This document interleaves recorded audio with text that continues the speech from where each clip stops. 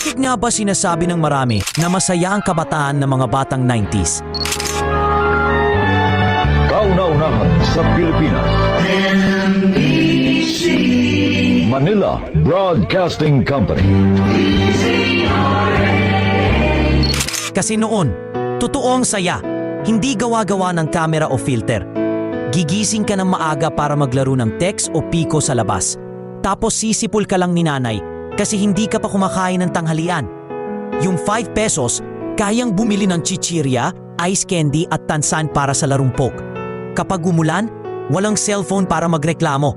Lalapas pa nga para maligo sa ulan. Pag nagkaalitan, isang round lang ng tumbang preso, bati na uli. Walang wifi, pero konektado lahat. Walang social media, pero bawat kwento, totoo. Relate ka ba? Batang 90s ka. Alam mong hindi kailangan ng gadgets para maging masaya.